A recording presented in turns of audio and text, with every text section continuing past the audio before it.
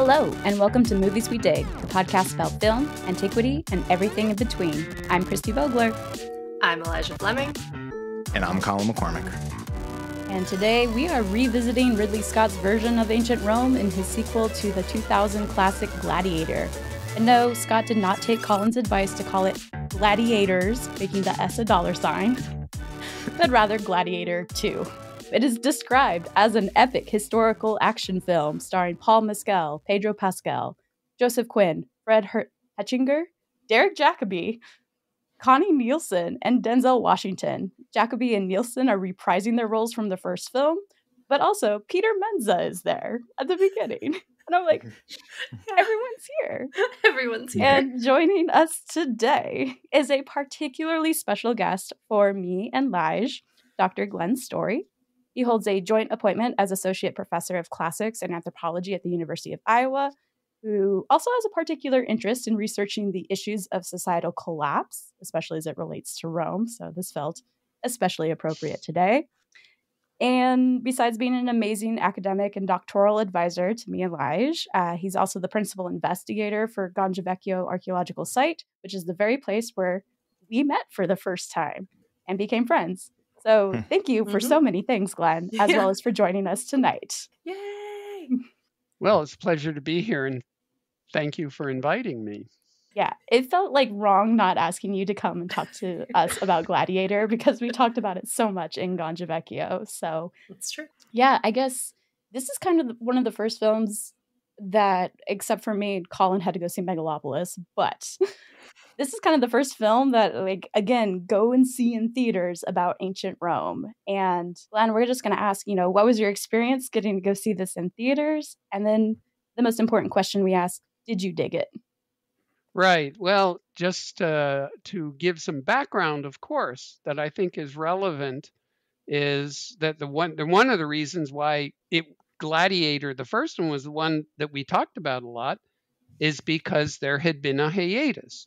Between 1964 and 2000, there were no sword and sandal films because Cleopatra in 1963 and Fall of the Roman Empire in 1964, they have since done very well in terms of money.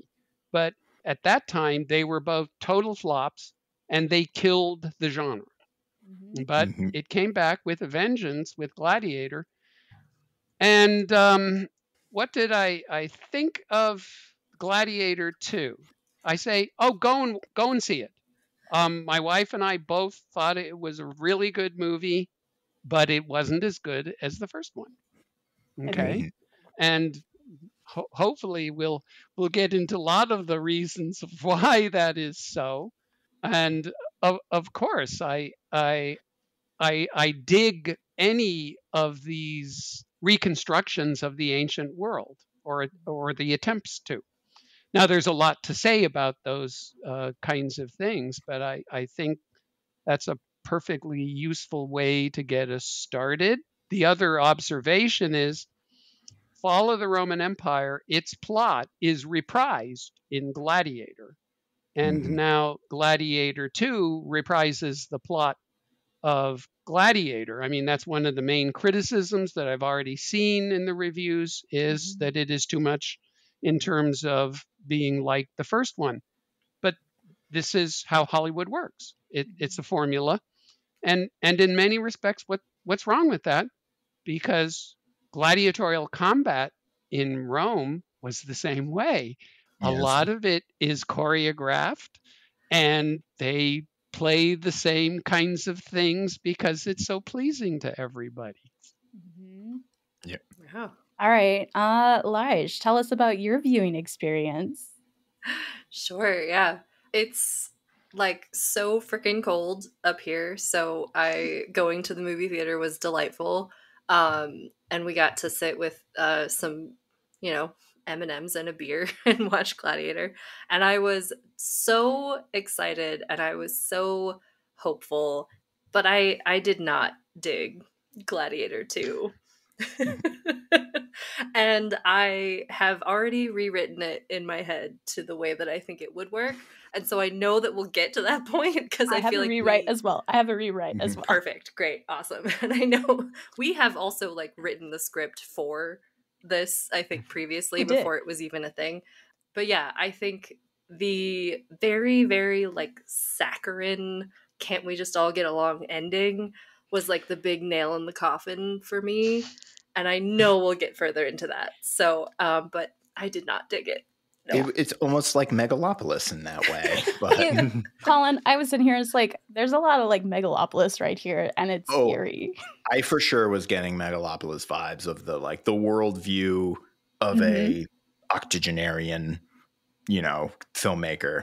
Director near the end of their career, and this is like, okay, I've got one more chance to tell you about the dream of Rome here. Yes. I will say, like, I think it is a more effective film. I think it is a functioning film in a way that Megalopolis isn't, which we have discussed at length. Go see our episode on that.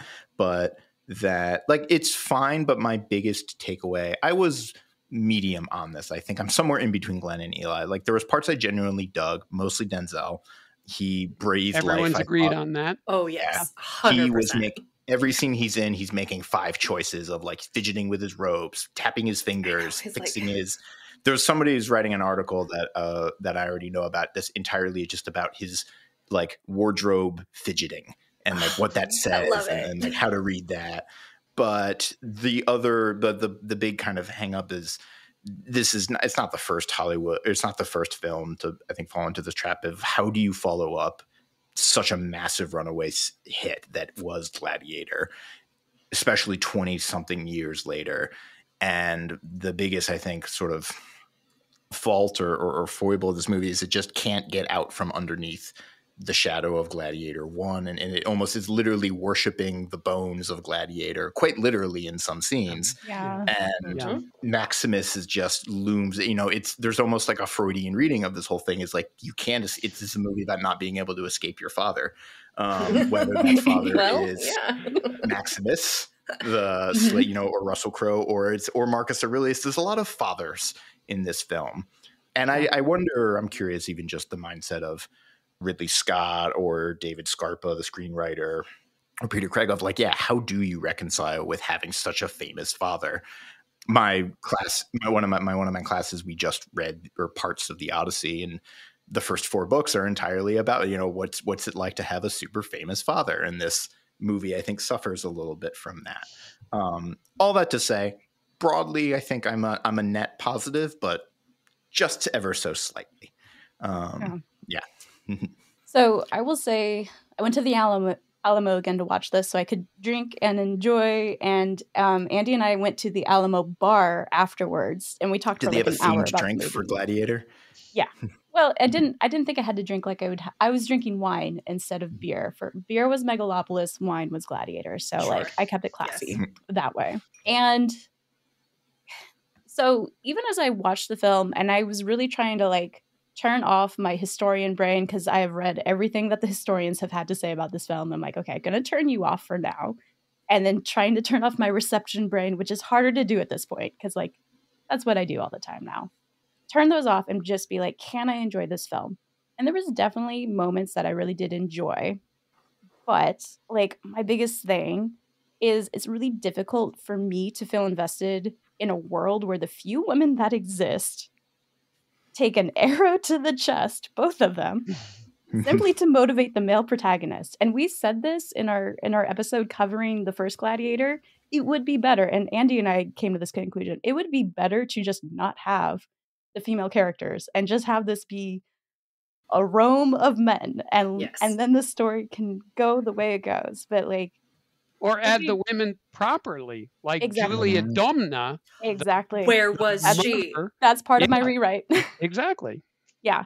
And so that was what it was. It's like, for me, I don't see, like, part of like I go to the movies is like you want to see yourself somewhere in it. You don't necessarily have to be the protagonist or something, but like when you can't see yourself in the world that is being built to entertain you, it's just really hard to enjoy at the end of the day. And like, I mean, we talked about how in the first movie, Lucilla originally as a character was supposed to commit suicide in it. And the one like female writer or whatever that was in the production is like, you can't do that to your one female character. And then Ridley Scott came back 24 years later. It's like, yeah, I can. And he did. Which is, thinking back on his oeuvre, because Ridley Scott has simultaneously made some of my most and least favorite films. Like, this is the same director that brought us Thelma and Louise, which is like, yeah. You know, well, I mean, I think a lot of it for me is has to do with the screenwriter and story behind what he's adapting. That's like kind of key, because when I think maybe left a little bit to his own devices, we get like Prometheus. Yeah. But yeah, I completely agree. I feel like Connie Nielsen kind of didn't have, it felt like she didn't have that much to do except kind of stand around and reminisce about her father's dream. She was kind of, she was the visual tie-in. She was the literal link of carrying the ring from Marcus Aurelius to Maximus to herself to her son. Like, she is literally the visual link between the first movie, along with Derek Jacobi, who gets his throat sliced, and who just dies. Like, he said 2 words and then he just dies. That's kind of what he just does now, right? He's like anything Romanesque, because he was in he did that for the Rotten Romans, the horrible history. At least there was like a meta humor to that, because he's reprising Claudius, and it's make poking fun at that a little bit. I mean, I thought it was borderline sacrilegious, but that's I know you're still upset about that. I'm a little bit upset about how they treated I may be giving Derek Jacobi too much credit here, but I thought what they did with him was a little rude. Yeah. Well, and my other kind of thought is like, considering how upset Roman historians are, I almost kind of joke that I think Ridley Scott was trying to just troll the historians, because have you read any of his interviews? I haven't. Oh, it's fantastic. Well, I mean, I probably should, because he basically is like going off on colleagues of ours, but he basically is like, he's notorious for being cantankerous in interviews, but someone would be like, some history, this came up with Napoleon as well. Be like, historians criticize X, Y, and Z. And he's like, get a life, you effing losers. Yeah. I haven't seen Napoleon. I'd kind of like to, but that was noted, is that he got so mad at one point that he banned the historical consultants from the set. So it's clear that's what he would really like to do. But, that Kathleen Coleman at Harvard asked her name to be removed from the original Gladiator because she didn't get listened to enough. And I forget who said this, but the best analogy was that as a historical consultant for something like this, you're the father confessor. That is, they're coming in, you're going to tell them that they've sinned. They want you to tell them that they've sinned, but everybody knows that you're going to go out and keep sinning. I'm reading Gladiator Film and History that was edited by Winkler. For this conference paper that is mentioned in one of these chapters, and that has she has a chapter in here as well. Yeah, I recall. I've looked at that volume too. I'm not sure I've read every paper in it, but most of them. And I would never agree to be the historical consultant for one of these. And then if you look at the fall of the Roman Empire, the historical consultants were Will and Ariel Durant, who wrote that 6-volume history of civilization. And they're quoted at the end. I happily present. There's a volume edited by Winkler on that film also that tells the strengths of the history in there. It's going to be very hard to do such a volume for this movie. Yes. I mean, I could attempt it with my conference paper. Well, okay. There's plenty there, of course. So that should be easy for you. Yeah. Well, I will say, like, the first Gladiator was not no, it wasn't extremely historically accurate, but I feel like the choices that they made worked in the overall narrative. Like, Commodus was actually a decently long living emperor. Like, he ruled for a decently long amount of time. And in the first movie, he's I don't know, they don't really have a timestamp on it, but he dies decently quickly. Like, he's not doesn't have a lot of time to make a lot of changes. Inside a year, it seems like. Yeah. Even though he ruled for better part of 12 years. Yeah. And so I see as, like, primary focus was this conflict, you know, between imperial power and like this Maximus, I guess we can just say. And so that seemed to work. And I think it worked with the story, despite you know, I don't know. We can nitpick all we want, but I think the changes made in Gladiator II don't make enough sense to me. Mm-hmm. Yeah. Where we talked, I think, about this with Gladiator 1, but with that case, like you can go through and point out all of the inaccuracies or inconsistencies, but that would be kind of defeating. That would be like there wouldn't be a point to it, because it's like the movie isn't trying to do that, and we shouldn't necessarily evaluate it on that metric. That's unfair and just sort of, I think, the wrong angle to be going at the movie. But because it's always going to be a template for whatever ideas. I mean, I think David Franzoni talked about, right? Just it's a commentary on contemporary culture, and also it's really what it is sort of responding to is film history, like we mentioned. Like it is reprocessing and reimagining Fall of the Roman Empire and Ben-Hur and movies like this. And this one's also kind of doing the same, except I just kind of think where this movie falls apart is in some ways it is just trying to, rather than necessarily trying to recreate like beats from history or even actually really say anything kind of substantive about the now, you know, and the social political climate or what have you. I think it is kind of thinks it's doing that, but it ends up trying to recreate so many beats from the first movie that you can, that's the pitfall where it kind of fails on both fronts, where it doesn't, like we said, we can go through and try to line up the history to the plot, but that's going to be pointless at some level. But it's also not functioning at a narrative cinematic level, because you can kind of just see like, okay, we open with this battle scene. We have Colosseum fights A, B, and C. We have the beat of the general who's tired and wants to go home. We have the sort of gladiator uprising. We have the plot line of we're going to sneak out a general and march back into Rome to restore the Republic. Like it is mimetic. I mean, there's sort of maybe the meta commentary that the movie comes short of is like the fact that this is all just happening again, just 16 years later. Yeah. That should almost be what the movie is about. Cause it's like, there is some kind of, like you're watching the movie is almost like a deja vu experience. It was like watching the first new Star Wars movie that starred Rey. It was so self-referential in that way. Yeah. That maybe you enjoyed it. And like if you're new, like that's the problem, right? Like if you're new to the series, then it's a fresh take. But if you are familiar with the old, it feels a little stale. And like the one moment I liked was the Spartacus example when like he had tried to shoot the arrow, and then all the gladiators are just like, it was me. I did it. That was such a good callback to Sword and Sandal film, like really famous. And that was a fun Easter egg as opposed to like being beat over the head with what we do in life. Lines. Yes. Of strength and honor. What we do in life echoes in eternity. And the way they're saying it like they've seen Gladiator 1. That's the sort of problem. We're like it doesn't make any internal sense that these people would be so reverential to this thing, except for the meta-ness of like this movie was a multi-billion-dollar success and best picture winner. But like to Christy, your point, I think like where Force Awakens kind of like thrust of that movie was to recapture the feeling of being 12 watching Star Wars for the first time. You know, when the X-Wings come out and you get this like heart flutter, which I remember when I saw the movie, I had that like, I knew it was kind of manipulating me. I knew it was deja vu. I knew they even say like, we just blow it up again. We find the weak spot. We shoot a missile into it or whatever. But like, there was moments where I'm like, I feel it. And that's in this movie I don't know. That is where this movie fails, going back to like my earliest comment of like how I felt about it and the treatment of its women is like I felt written out of it. Like I don't get to be part of this new generation of enjoying it. Not that I'm a new generation by any means.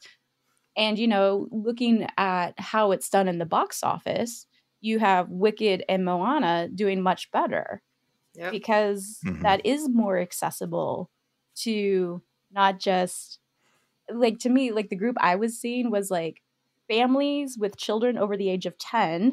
So dad can come to the movie too and enjoy it together, or couples that were like I saw some like 20, you know, male, female couples going and watching it because it's a date movie because there's action and not singing.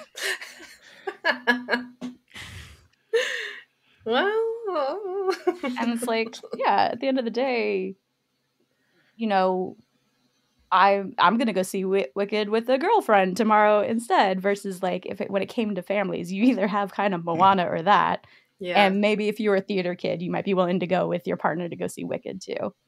sure.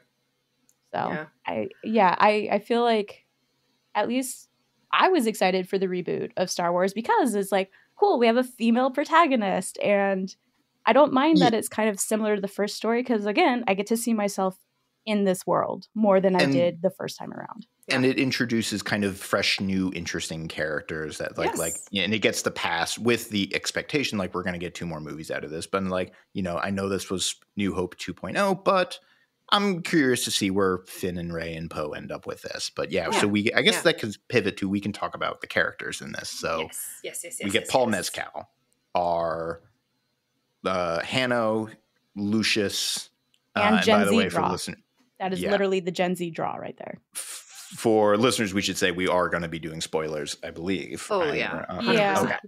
100% spoilers. Although I'm not sure this movie, I'm not sure there's anything we really could spoil for this movie that's going to necessarily ruin. This isn't. Yeah. True. Yeah. Well, I actually really enjoyed the first battle where we're kind of introduced to Hanno as like we kind of. I guess I don't know if I'm supposed to think that he is Lucius right off the bat, or because they do kind of visually set that up, but it's not really like 100% explained until later. But I knew because I read about it that this is Lucius, and so I was a little confused about how the audience was supposed to see this person and how we were supposed to feel about this siege, because it's a big Roman siege of this, harbor town in Numidia, but they called the town Numidia. I was confused about Numidian that too. City. Numidian City. But I liked, and I was so excited to see that like he and the woman he lived with were both like suiting up for battle. That was really cool. And they like did each other's armor, and they were like gonna protect their land and their friends and their home, and like that was such a promising start. Yeah. And then it just kind of fell apart after that. Yeah. And his speech, I don't know, the actor, I don't know him well, but it just didn't, I mean, how can you not have a great speech that quotes Tacitus? I was about to say he's quoting Tacitus there. Ubi solitudinem faciunt pacem appellant. He quotes Tacitus. And of course, it's in the mouth of one of Rome's enemies. But I don't know, he just doesn't come across the way Russell Crowe came across, even with just things like, when I give the signal, unleash hell. It just didn't. It doesn't have the gravitas. I agree. Yeah, it seemed like even though I agree with you as a promising start, but here's the problem again. Notice that both these movies have to start with the imperial might of the Roman army, and guess who's missing in both cases? The auxiliaries, the non-citizen troops who always strike first, and that's almost the same kind of smack as with the women. These are the people who are sacrificing to become Roman citizens. There's lots of, that's the problem of being an American, right? We know we preach freedom, but we have a history of slavery. And you can see the intentionality behind the first scene as like a mirror to the opening scene of movie 1, where it's the invader, kind of meditating on their own imperialism and conquest and things like that. And here you get the flip side of it, what it's like to be on the receiving end of the imperial force of Rome. One is actually, to me, maybe just felt that way, but it felt like it was moving really quick. It felt like one of the things I really liked about the first Gladiator's opening scene is that it does really good atmospheric building of like everybody waiting around in the cold and the messenger and kind of just like checking the lines and all of the sort of build up feels very nice, where it just felt like in this one, it's like, boom, we're right in it. And also it felt almost straight out of Kingdom of Heaven, because they have like almost the exact same setup of the walls and the catapults and all that business. But like, it just felt like we're just like somebody is standing behind where it's like, we got to go. We got to get to the next scene, like no time. Like you don't get to live in it really that much. Yeah. Well, I like how especially if we think about it as a mirror, right? Mhm. Maximus is military man fighting to go back to the farm versus Lucius is leaving the farm to go deal with this military threat. And he's losing his battle. Maximus won that battle.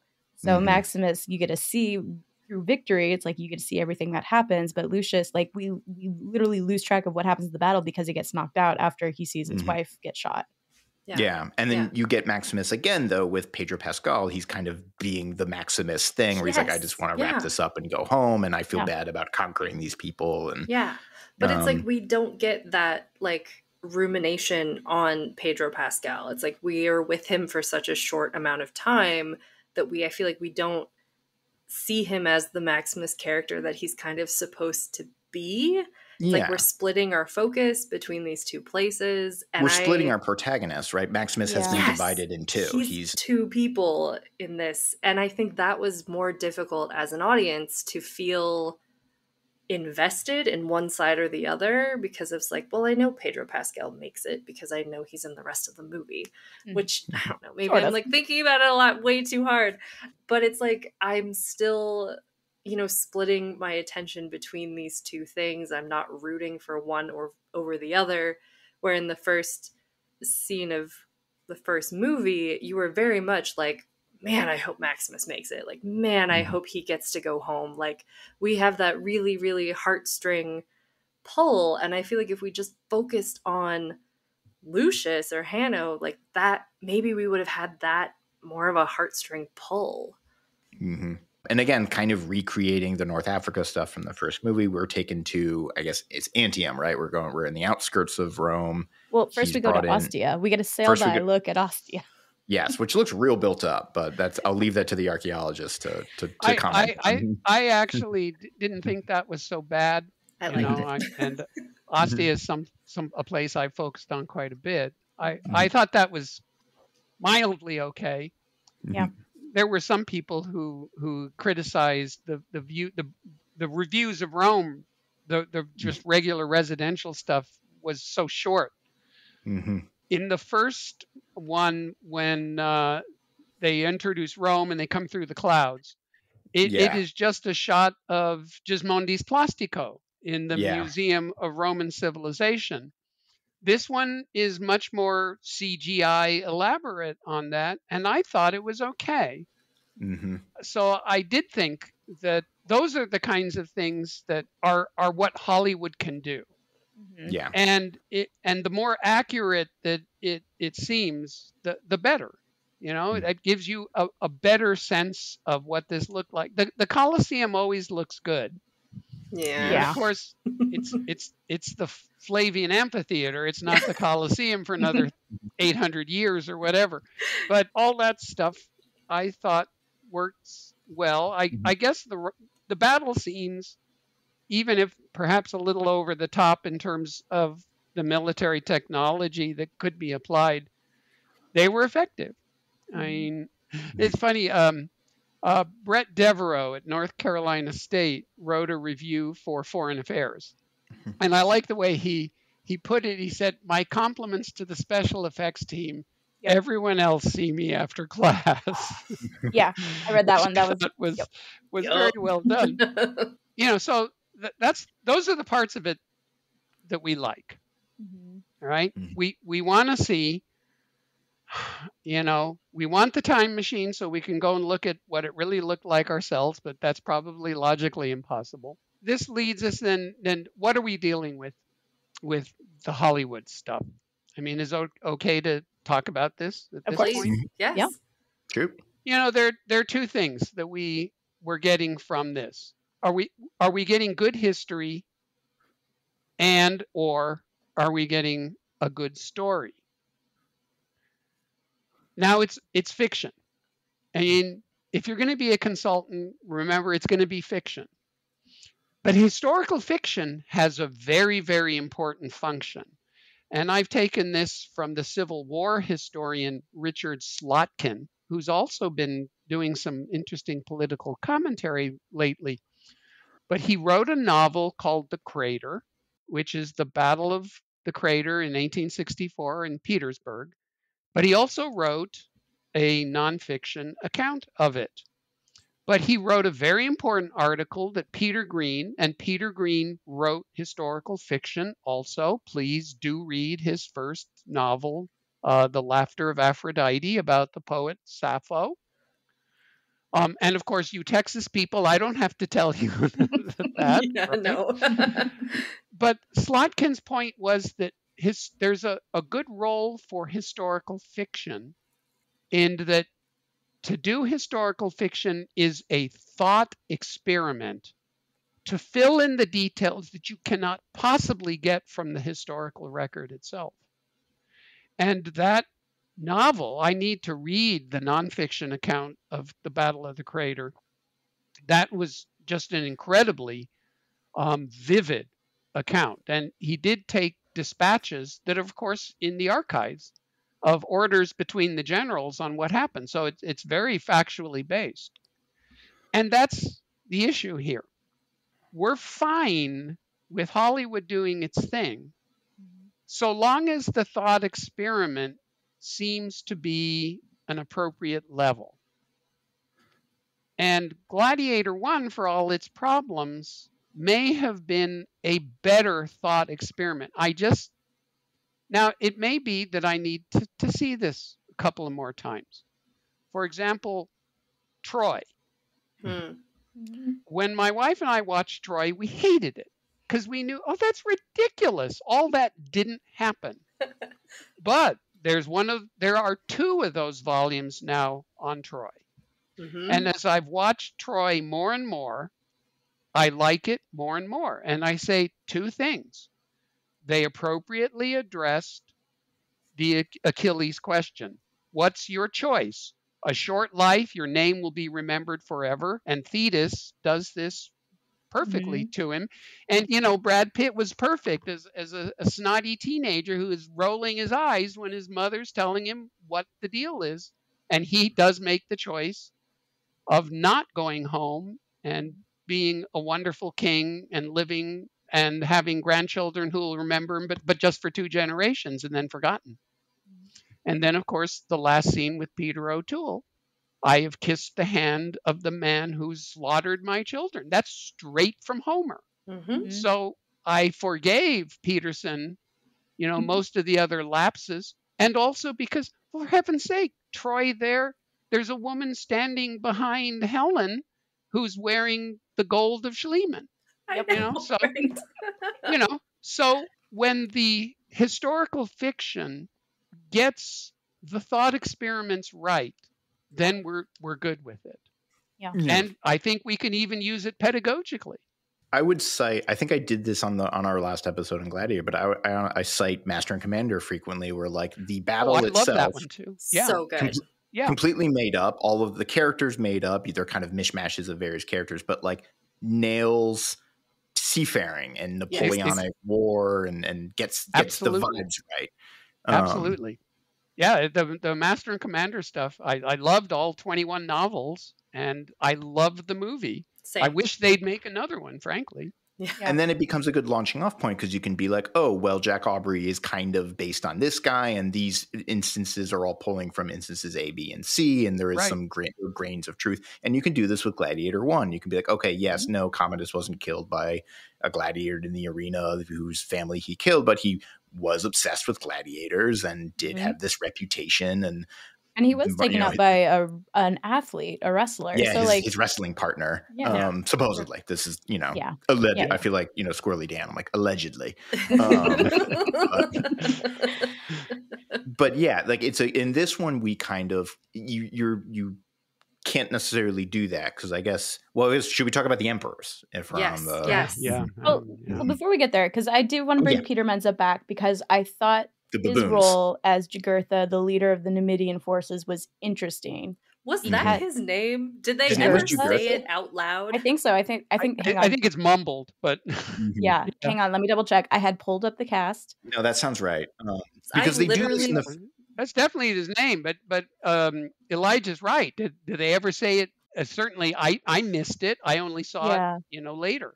That's who they were basing that on. as Jugurtha. Yep, Yeah. that is who they have it as. So for listeners, that's referencing a very famous North African king who created all, centuries prior, different era, different time, different person, but was a king. And they do that, like we see this all the time. Like Derek Jacobi's character is named Gracchus, which is an allusion to a populist politician. I think Jaimin Ansu's character is named Juba, which is another nod Exactly. to a Exactly. Very good. figure. I mean, Paul Mescal's named Hanno, who's a famous Carthaginian, and things like that. Yeah. Mm-hmm. So the reason I wanted to bring him up is because, like, we talked about with the first Gladiator, one thing that Ridley Scott did to differentiate from those older sword and sandal films is he removed the religious aspect, right? Like, so much of those films were really focused on Rome is evil because it's targeting Christians. And so they kind of removed that in the first one. And then to me, Peter Menza was kind of a Christian martyr figure in terms of the way he met his death in the baboon arena.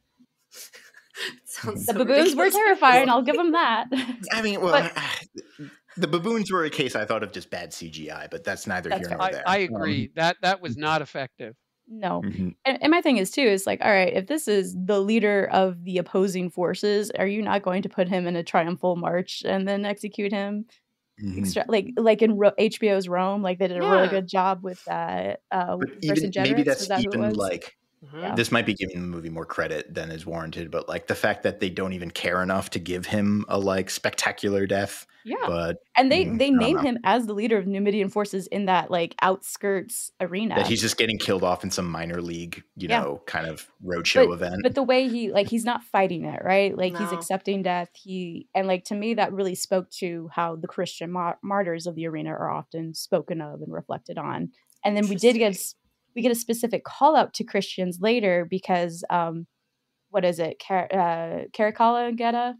I can't remember. One of them, yeah. One of them say like they're going to crucify Lucilla, and they're like, right, yeah, that's for thieves and Christians, and I'm like, and criminals, just in general. It's not just those two things. Yeah. So it was interesting that he decided to bring that element back, even if it was a little, again, like an Easter egg sort of thing, the way the Spartacus line was.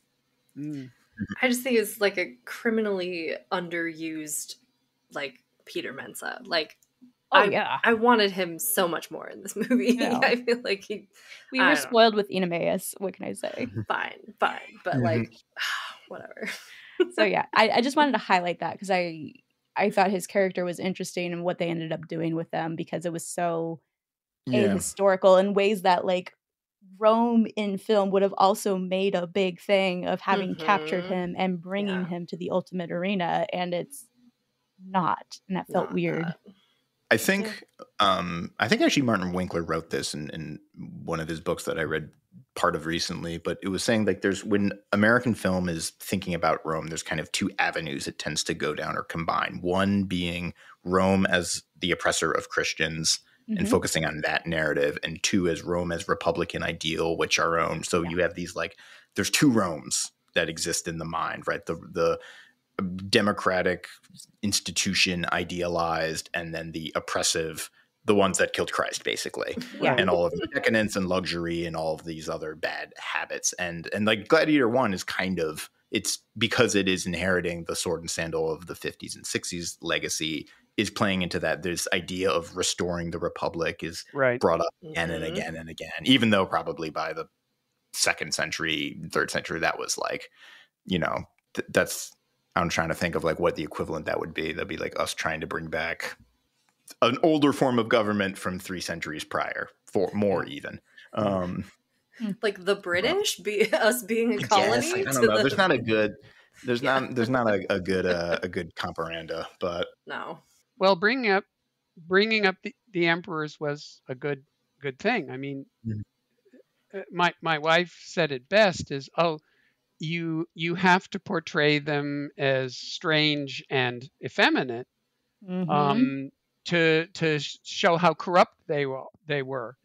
And so rightly we complain about the exclusion of women, then we see also this, kind of demonization of should we say other gender roles. Yep. And it's particularly unfortunate with Caracalla. Gaeta is portrayed as the more sensible, less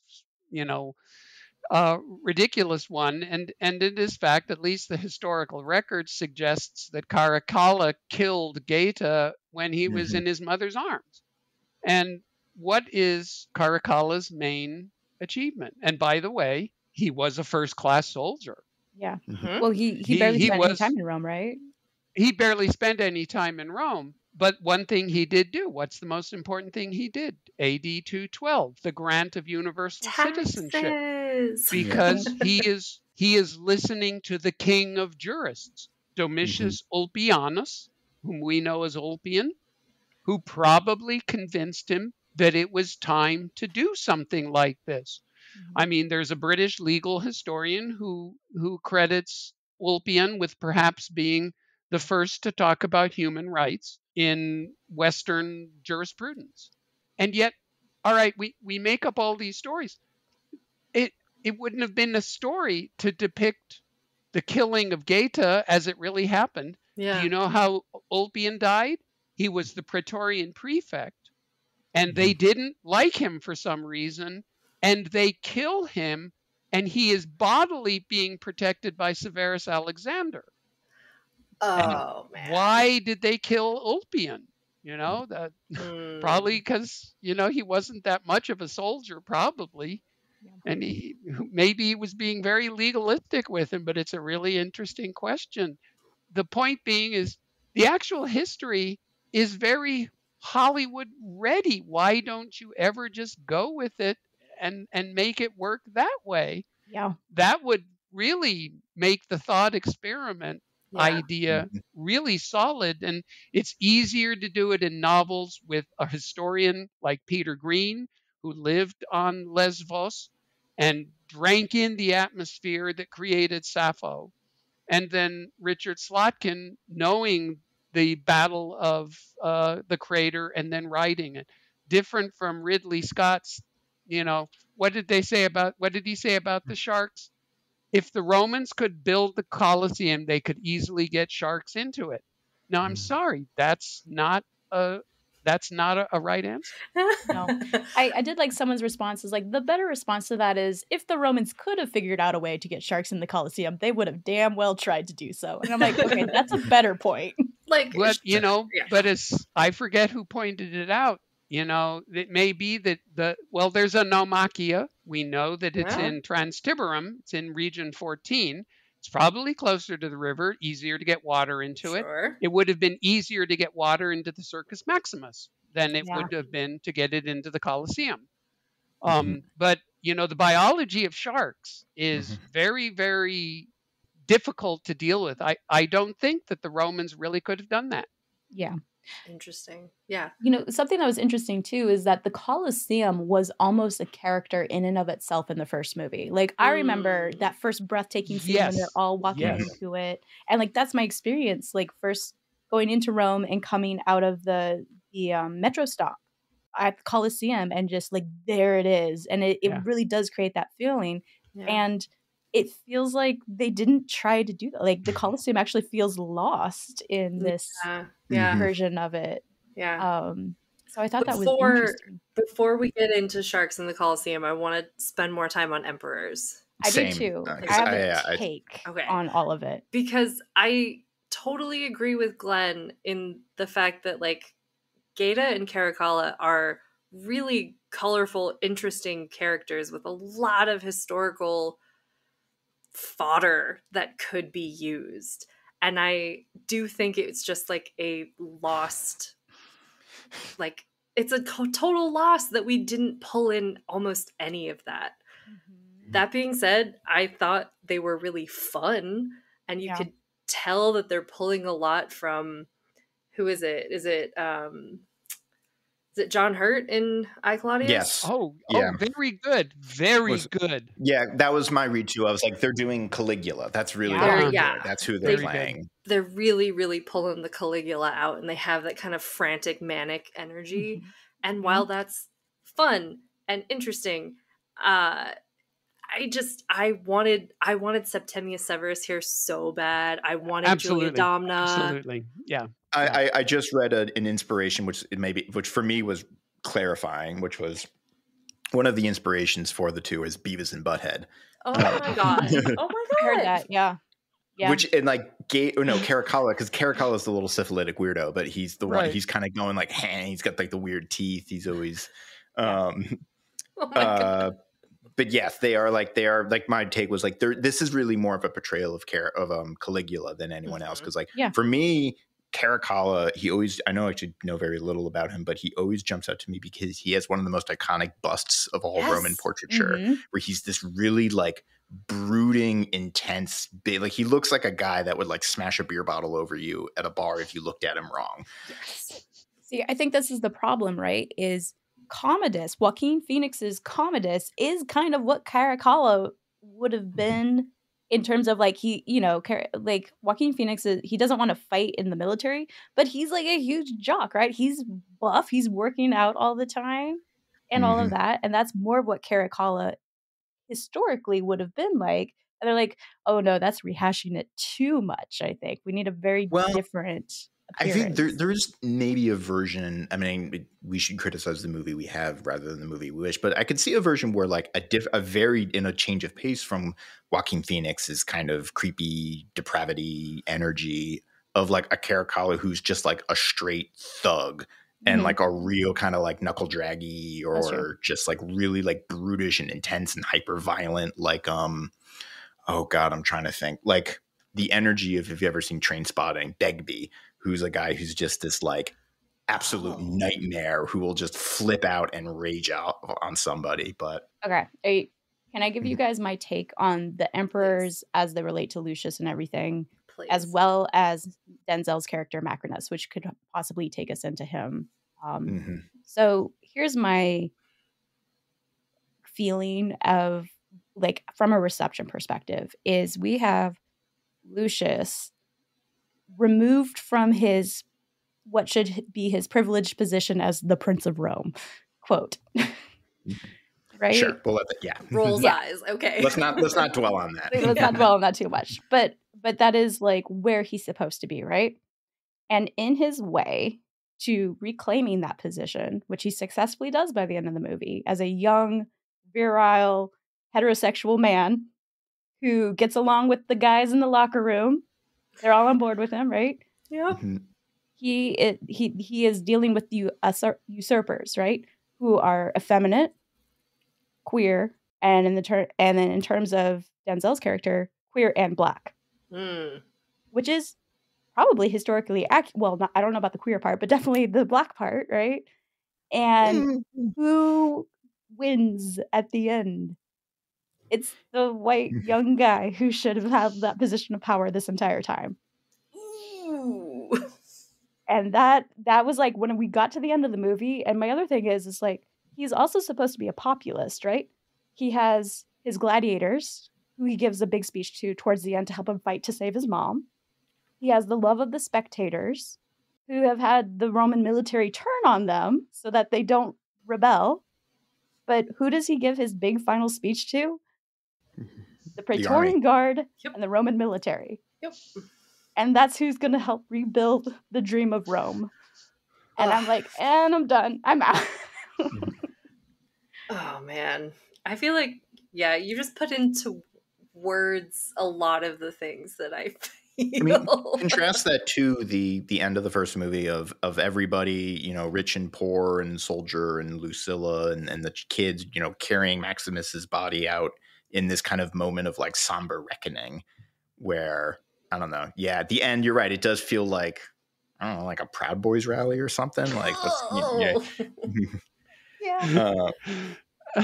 even though it is nominally, it's with its words saying the opposite. It's preaching a vision of economic mobility and inclusion.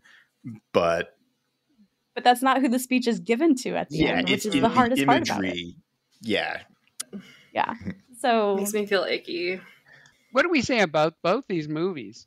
Well, remember I was talking about storytelling, what is mythology but storytelling, and this clearly is part of the politics that we are dealing with, is that politics is basically based on mythologies, and only another mythology can supplant a mythology.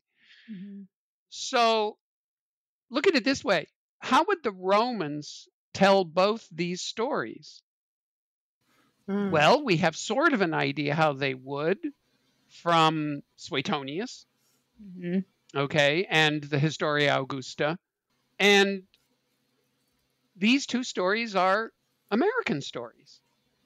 Yes. I mean, because they are, as Colin pointed out, who cares about the Republic at this time, but we do.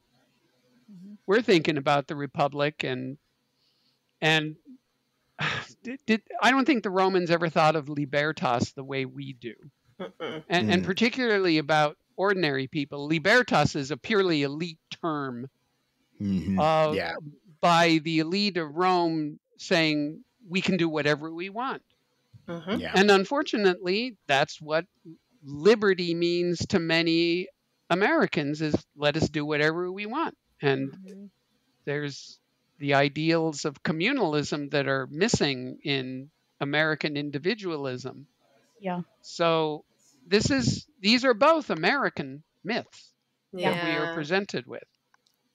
Very that was true. my other question too, of like, are we taking this film so hard because of the results of our recent election and the last few years of like what our politics has been like? Because I mean, it is really scary, right? That, a lot of what was going to be the opposition was like women's rights, right? The right to bodily autonomy. And that has just been pushed aside for this idea of we're going back to an idealized past and women don't need to be a part of that. And like, that's to me visually was being shown. I was like, I hated the ending. I absolutely hated it. It was, for me, it was sickening by the end. And I think I also thought of it in very much our current political context, but of a very, I mean, there were no women in that end scene. It was just two big armies of men with one man talking to them. And even if it was this like saccharine, can't we all just get along? It was, can't we all as white men get along? And it felt so shallow and icky that I agree. I think it didn't reflect any real deep thought about the ideals of republicanism or democracy or anything that we might actually want to talk about, and certainly didn't involve any sort of libertas for all. Yeah. So, but I was going to say, before we leave, we do probably need to at least give Denzel the time of day. So, which I would say he was the breakout performance of the film was fun, and like, part of it might have just been he had more stuff to work with. He was an interesting character in ways. He seemed to have the most kind of, he had the most kind of depth and complications. He's a very sort of self-aware, he had an ideology of sorts, a reactionary one, but one that kind of made sense. Whereas, like we said, Paul Mescal's just kind of given some, lots of platitudes, and Connie Nielsen has to be, sad. But Denzel, let's talk about him. I thought one thing that was interesting is like he is a Proximo, but like an alternative version, right? Because in the first movie, Proximo is reverent of Marcus Aurelius, and that very intimate moment where he touched my shoulder and I was freed. And supposedly Macrinus was in this very same position, but instead he decides to go the route of vengeance, which we are fans of saying now. Yeah. I was going to say, he had kind of one of the more interesting points where he says like, hey, now I'm able, like, he's like, I am now the most powerful person in the world, and I control all of this. I can do anything I want. And like, where else could one do that but Rome? and a commentary on like a system where ruthless greed and maneuvering is rewarding, and the combination of like playing dirty and greed and sycophancy and using money to advance his powers, and like that it rewards him in the end. I don't have a sort of a thought beyond that. Was approaching an interesting idea. No, I agree. I really liked that scene, but I think for most of the movie, I was really rooting for him. Like, I was like, this is such a complicated, like, character who has so many different shades of gray and, like, is a really compelling person in the Roman political sphere. And yeah, I totally agree that I think, the social mobility that he's talking about, and I think it is maybe a commentary today, like, where else could this happen? Where else could such social mobility happen? But he's the bad guy. Like, he's at the very end, bad guy at the end. I wanted so bad for them to team up, for him to, like, help get Macrinus's he's in power for like a year, right? Like, he is technically emperor and co-emperor with his son, I think, for like a year, maybe like 9 months or something like that.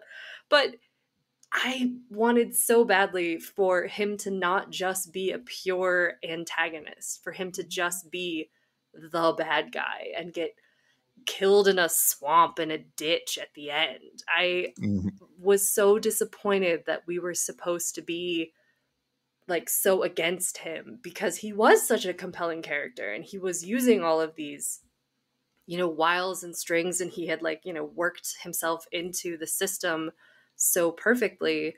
I kind of wanted him to also like lift up the others with him, or I don't know. I wanted to team up so bad. I did not want him to be the bad guy. Well, I was just going to say that the other performance, it was Henry Fonda was the bad guy once in How the West Was Won, or no, Once Upon a Time in the Old West. It's a long 3-hour movie. He's the bad guy, and you never expect him to be the bad guy, and his performance was amazing. And this is Denzel Washington's performance in this one reminded me of that. Yeah. Yeah. I was weirdly, when Denzel was giving that speech, I was trying to track this reference down, but I found it. But like the movie, or the part that I kept thinking of, is there's a 1973 blaxploitation film called The Mac, where there's two brothers. The plot is like there's two brothers. One's in jail and he gets out. Another, while the brother is away, becomes like a black nationalist and is trying to like revitalize community. And when his brother gets out, he basically just tries to become the biggest pimp or gangster in town. And they have this kind of argument where one is like, why aren't you trying to help other people like us? And then the other one is saying like, I just want to get mine now. Like I will you screw over whoever I have to screw over. I'll play into this system. It's all rigged anyway. So I'm going to play into the system to get my due. And that seems to me like Denzel, like there is a sort of interesting commentary of like Denzel. We talked about as the Proximo. We've talked about this with other Gladiator films of the former gladiators who go around, who advance, get out, and come back in to perpetuate gladiatordom. And the larger critique that you're setting up of like, this is a system that encourages and enables this kind of behavior, that you would be a gladiator or enslaved or disenfranchised in some way. And the sort of lesson is to, right, I can, I learn the skills to climb the ladder better. Yeah. And, get dirty. And then again, that's not a coherent thought, but there seemed to be like the most. Yeah, sorry, go Christy. Well, I was just going to add this, like his ideology is muddied anyway, because he seems very, very self-serving, like Elijah pointed out. And his whole thing is like, I'm going to get to the top to break the system. And yet he's given like the Praetorian Guard, he's given full power, and he's not really, we know of nothing he's going to do to break the system. And it's almost the threat of that is like what gets his head bashed in the creek, right?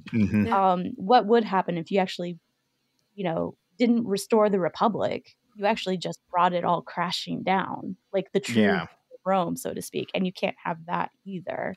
Yeah, maybe he was right. I think we were talking about this at the Domina episode of like one of the things it gets brought up in that show, but one of the things people kind of don't mention is like the Republic at the end really sucked, and it sucked for a lot of people, and it was a disaster. And like, why would you want to go back to that? And it's telling that even in Roman history, it's not for like a generation or two after it's gone that you start to get people that are nostalgic for it, even though they never experienced it per se. But yeah, I don't know. Septimius Severus abolished the Praetorian Guard. They shouldn't be there. Yeah. Well, yeah, they also had how many emperors also need to get murdered before somebody is like, maybe these guys can't be trusted with. It does give a new twist to William Prescott's phrase for Latin America, Praetorianism. And it still works, even if there isn't a Praetorian Guard per se. Yeah. Then they start outsourcing it to Germans. But well, and they really shortchange his because at least as Lige pointed out, it's like he ruled for at least a year.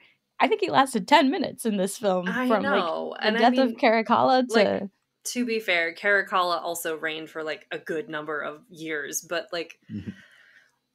So did Commodus. So I feel like I can't be like too specific about this, but also I do just feel like all of this like very short-changed chop up things, like why couldn't this be like the Year of Four Emperors? Why aren't we doing this in like the 3rd century crisis, like when there are people who die left and right, and it's really, really quick, and there's a lot of backstabbing. Like there is so much. Because that works better for a TV series. I would say you're pitching an HBO drama. Fine, I'm pitching to HBO. Fine. But also bring Rome back, because that would be great. Yeah. But I do think that there's so much just like wasted drama that could have been involved, and so much wasted. I know people talk about the diversity within this cast, like Denzel being a Black actor, and he was so awesome and wonderful, and like why couldn't he have been Septimius Severus? Like why wasn't he just that? Because we do have an emperor from North Africa. We do know that Caracalla and Gaeta's dad was probably darker skinned than, some other, Northern Italian folks. And so there's this huge opportunities that I feel like we're not grabbed at that could have been so fun and so intriguing and used in that pedagogical sense of like, well, here's what we do know about this, and here's how it's being used in this story. And I'm just so disappointed. Yeah. Someone pointed out that like some people are upset with Caracalla and Gaeta being shown like as like powder white, right? Like they have the full Caligula look, but they pointed out it's like what's kind of nice about it, at least, is in your making them appear crazy, because apparently Romans are, well, according to Ridley Scott's explanations, because everyone was drinking lead back then, and that's why all of his emperors are crazy. That's his explanation. They should just take Glenn's history class, because I feel like we talked about all of the lead poisoning. Well, and I was talking to pointed out that like at least by doing that you aren't orientalizing them and making them like the bad guys. Yeah. But then I again think about Denzel's character, who he apparently had a kiss scene with another man that was removed from the movie because it was already like he's already coded as queer, but it's not like out and out clear necessarily. He has a passing comment about something. Yeah, you have to pay attention. You have to pay really close attention to get that. And the other really powerful scene is he shows up with Gaeta's head and is be like, you see this? I'm going to fix this, and you're all going to give me the power to do so. And that must have been a fun day on set to get that prop and to just, like, I wonder what the direction was like, where they just give him the head and they're just like, have fun with it, like do the weirdest thing you can. Like I said at the beginning, he's making choices, which I always love to see, right? Yes. He's making choices with what he's doing. Well, I was going to ask you guys, did you notice how, like, there was another way that they were coding that Gaeta was a little bit more stable than Caracalla in the scene where they bring Lucius to do a private fight at the party? Did you guys notice, like, who's hanging out behind the two emperors in terms of their concubines? I assume various, I don't know. No. And I watched the credits, and this was accurate. So Caracalla has male concubines behind him, and Gaeta has female concubines. Interesting. And the line of the movie is that Caracalla is like syphilitic or something. Yeah. That's why he's a little addle-brained. Yeah. which again, it's like, Scott, I don't know what you're doing. I don't think you realize you're doing what you're doing here, but it's not good. It's kind of bad, actually. Did I the dating? Not to complain too much, but the dating. I recall it saying this takes place 16 years after the death of Marcus Aurelius. He died in 180. So it would be 196. And of course, we would have Septimius Severus. But other people seem to take it as 16 years after the end of the last movie. Commodus died on December 31st, 192. So it would be 2007, 2008. And the dating, you just don't. I mean, do other people remember that? Did it say death? It definitely said, because I've recently rewatched the first one, and the beginning says it's 180, and who knows how many years occur between the two ends, but presumably not many. And then this one definitely says 16 years after. I think again we're in I wrote it all the way. I'm like, we're just in an alternate history, and just we'll go with that. And the film actually contradicts itself a couple of times. Of like they give information that is from different dates, so like it doesn't even know what date. Well, don't sell this to Ridley Scott, because he'll just tell you you're a effing loser. All we know is that maybe Lucius is not Maximus's son, but might be Commodus's. I like how they just. They seem to be very firmly saying your dad is Maximus. Oh no, they outright say the rumor part. I like the rumor thing that was spreading. Oh, like, right.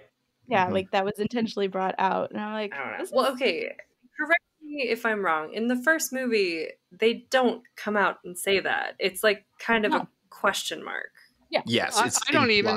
I don't even think it was a question mark at all. He says Lucius Verus, after my father. Lucius Verus was co-emperor with Marcus Aurelius.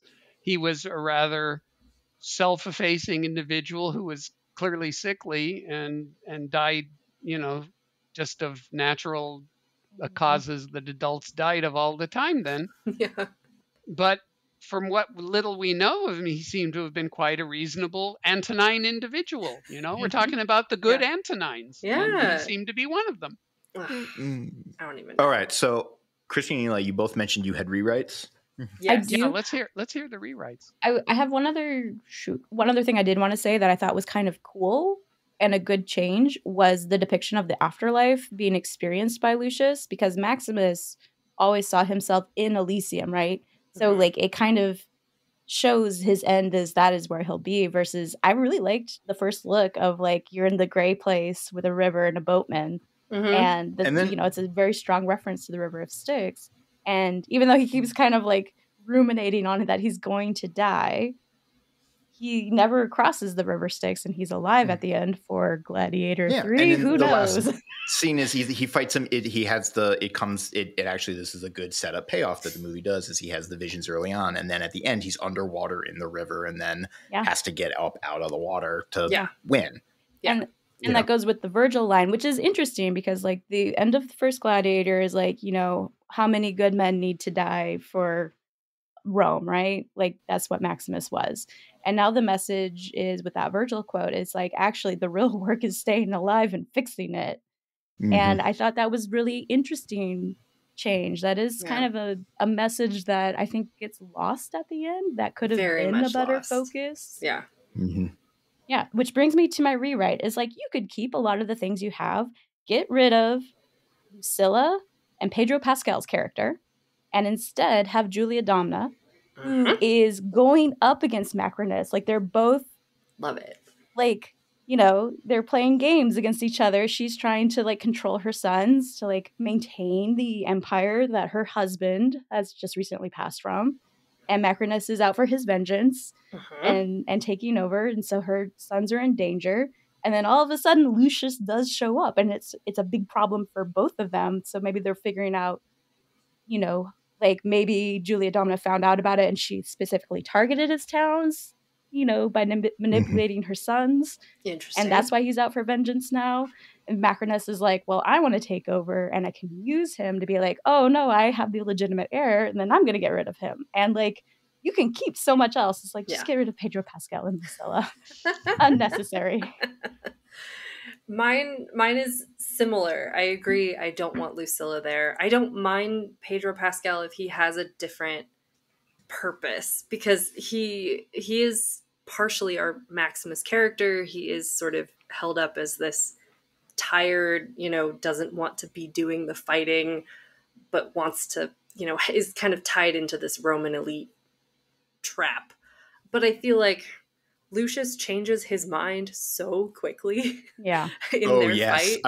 I forgot to say this, but yes, I agree. I feel like he flips on like a dime. It's so quick. He's like, I am going to kill you. I hate you. You ruined my life. You killed my wife. Like all of these things. But he doesn't. And then he just is like, oh, you love my mom.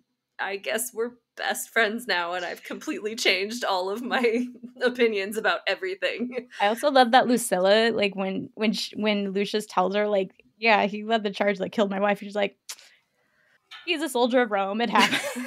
It happens.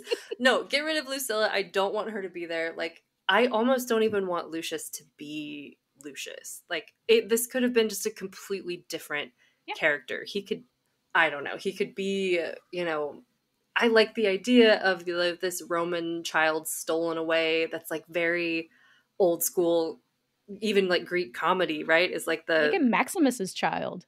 Mm-hmm. Well, like he is Maximus's son actually he is escaped. Maximus's real child, right? Yes, his real son.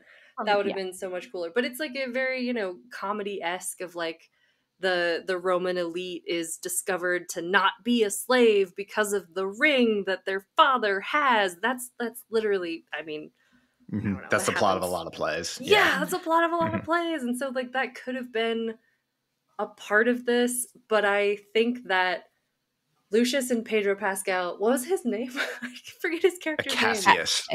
Acacius. Yeah, and they needed to like have an actual conversation. I think they could have actually teamed up. Like they could have been like brought together those two sides of Maximus and become that character by working together. And actually, instead of just at the end being like, can't we all be friends? Showing the audience of, yes, let's, forgive people who have harmed us in the past and work together to create a brighter future, like we're saying and we're just not doing. Mm-hmm. This is my problem with so many things that tell and don't show. You should watch Megalopolis. You're going to love it. Oh, God, yeah. No, I don't even want to now after listening to you guys talk about it. I was going to say, the thing I liked about Pedro Pascal's character is like when the subterfuge is found out and Gaeta screams at him, history will not remember you. And I just go in my head, convenient. He wasn't wrong. No, I wanted Pedro Pascal and Paul Mescal to team up. I wanted them to see beyond their differences and kind of realize the things that they had in common. And I wanted them to pal together with Macrinus to like unseat some sort of evil that I say in quotes. I don't know. This was my rewrite. All right. Colin, did you have one? Other closing thought? I don't really have a rewrite other than... Didn't have a rewrite? No, I mean, I would have just... I think if I were to change one thing, I would have made Caracalla a fundamentally different kind of villain. Yes. Yeah. I agree. Mm-hmm. That would work. Because some of Sir Lawrence Alma Tadema's most interesting paintings have him. and they're really striking psychologically. I mean, this guy who could kill his own brother in his mother's arm. Yeah. And yet grant universal citizenship to all freeborn, free people in the empire. It's a really strange thing. Like, I guess you have to ask, like, do you do the Robert Graves thing of like, regardless of what history was, we're going to adapt, let's say, Suetonius or Historia Augusta. Like, we're going to go with the rumor mill, knowing that it is probably we'll say, compromised source as a historical document, but we're just going to lean into that and do that, right? A la I Claudius or something like that. Or I guess we take the third path, which is this movie that's just like, let's just recreate Hollywood Rome. And we'll take names as needed and then construct our plot based on the plots of prior movies. Yeah, I do have one question that, like, okay, now we get to be our historian archaeologist selves for a moment. And I'm like, if there was like one thing that really okay, wait, I have two. One thing that really got to you in this movie that you're just like, it is so wrong that I hate it. I think we've already said sharks. Senators getting elected. Yeah. Oh, well, yeah. That's fair. Or just the number of senators there sitting, at that final scene. Mm-hmm. That's the Senate? No. Yeah. One of mine is the Battle of Salamis, which is the Persians versus the Trojans. Yes. That's is one of them. Really ridiculous and like unnecessary. And then my other one is like, I suspend my disbelief that, no one's speaking Latin the entire time. Kudos again to the TV series Romulus that does that. Like, impressive. I can suspend my disbelief. But the fact that, like, all the writing, the graffiti, the, like, wax tablet that Lucius had written in was all in Latin. But then we get to the tomb of Maximus and written in English. Yep. Is his very famous line, "What we do in life echoes." Well, is the Virgil on his wall also in English? Yes, that's also in English. Yeah, okay. It's his tablet. It was Latin. It was Latin. I also agree. I was really mad that they didn't just be consistent. Yeah, it's like we're very used to the tried and true. You show us the Latin, and then someone says it out loud in English, and we accept that as they're talking Latin. But I perfectly understand it. Yeah. Or give us some subtitles for something written. Like, I don't care. Well, yeah, of course. Well, for years and years and years, there was the assumption that American audiences were allergic to subtitles. So, like, until basically, like, Crouching Tiger, Hidden Dragon, the idea that a subtitled film could do well was... And the one that jumps out to me as a really good example is Hunt for Red October. They do this thing where in the very beginning, the Russian sub-captains are talking in Russian, and it kind of pans over. And during the pan, they just kind of switch over into English, which is... clever filmmaking by John McTiernan of like to just tell us that like, okay, like we know they're speaking Russian, but the movie's going to just translate it for us in English just for our benefit. Yeah. Yep. But I don't know. Those were my two. Those two got to me pretty good. Yeah. I think Numidia just for some reason kind of got to me. I'm like, Numidia is a province. Like, what city? Like, what? It's just... I don't know. It's a new vocab word for our general audience. It's a start. I mean, you can say town in North Africa. Like, you could be whatever. I see. You want them to do the Lara Croft? Africa. Africa. Somewhere in Africa. Oh my god. No, I mean that's like the stupidest nitpicky thing that I could think of. But probably the Virgil written in English on the wall was also. Why would you have that quote of Virgil written on your wall of a child's bedroom? To make him work hard. I don't know. Hardcore. Also, Colin, this is for you. The fact that they translate it as hell. I'm fine with it. Okay. It threw me for a moment. I'm like, how would it actually be like I was more of like wondering like how would it be descent into the underworld? I literally was actually this quote came up today and I was teaching a class and I don't have the Latin, but the translation, I can look it up. Give me 1 second. Okay. Because I was wondering how would that actually be translated? Or what would be a more accurate translation, I guess. I'm sorry, I'm nitpicky, but it bothered me and I didn't look it up. That was the thing. When that came out out loud, I'm like, oh, that's Virgil. And then so I liked the movie for that. Virgil doesn't get a lot of name drops. Right. Glenn, did you have anything that really got to you? Well, no, just the overall the dating got to me. Yeah. Got to me and skipping Septimius Severus, all that really did rub the wrong way. Found it. The word they use is dis. Okay. It's the Janua Ditis, the door of dis. Okay. Janua Ditis. Okay. Okay. The gate of hell. Sure. Yeah. That's okay. I'm impressed with how quickly I found it. Yeah, very good. Nice. I do feel like hell has such like very evil connotations to a modern audience. Right. That dis would not have necessarily held. Yeah. So. Good point. I don't know. I will also say in our Gladiator, because we made predictions for this movie, because it had just been like announced or whatever, because I think The Duel had just come out. Ridley Scott was talking about still having to do Napoleon first, and then he was going to do the sequel. And we're like, is he going to live that long? But he did. And so we made some predictions, you guys, and we called quite a few things because, Laj, believe it or not, you wanted Lucilla back.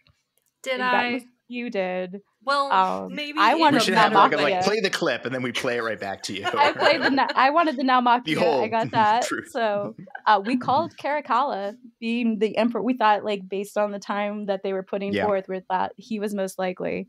I would say our pitch was better. And finally, I stand by my comment that Thor Ragnarok was in fact the better Gladiator sequel movie.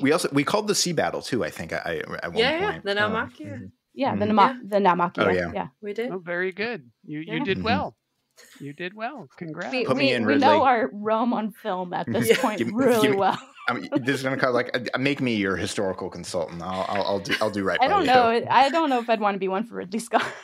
I love getting verbally abused by a cigar chomping 80-year-old Scotsman. My last thought was, I think what was the most frustrating is that Ridley Scott started a spark in 2000, right? With all these like the resurgence of Sword and Sandal and looking at ancient history and film and everything.